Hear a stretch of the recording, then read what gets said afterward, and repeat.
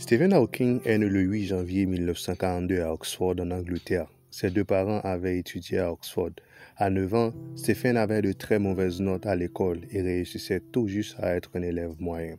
Il s'intéressait toujours au fonctionnement des objets et démontait les horloges et les radios, mais avait du mal à les remonter. On le surnommait néanmoins Einstein.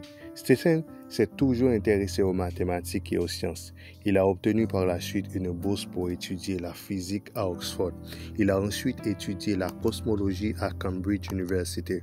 À 21 ans, Stephen a commencé à trébucher, à faire tomber des objets et à parler de manière confuse. Après une série de tests, les médecins ont conclu que Stephen souffrait de SLA, sclérose latérale amyotrophique, une maladie qui le paralysait et nécessitait un appareil de génération de paroles pour communiquer. Il a travaillé dur pour obtenir son doctorat et aujourd'hui, même au fauteuil roulant, il peut communiquer grâce à un ordinateur à pavé tactile et avec un écran qui avait un synthétiseur vocal. À 65 ans, il a fait un vol en pesanteur, ce qui lui a permis de quitter son fauteuil roulant pour la première fois en 40 ans. Voici quelques citations de Stephen Hawking.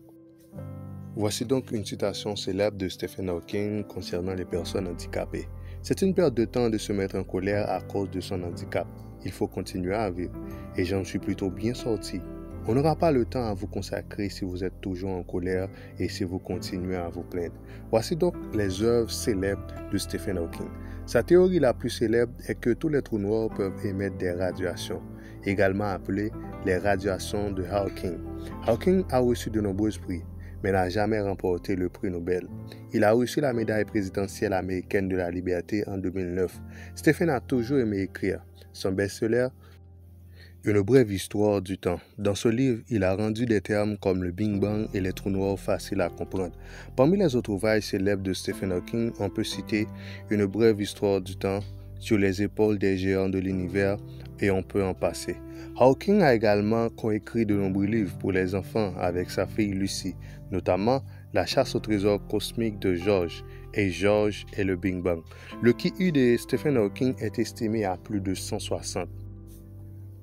Stephen Hawking est bel et bien vivant aujourd'hui et il est le directeur du Centre de recherche cosmologique théorique de l'Université de Cambridge. Il est un conférencier et un auteur de renom. Il a également donné plusieurs conférences scientifiques en plus de ses livres.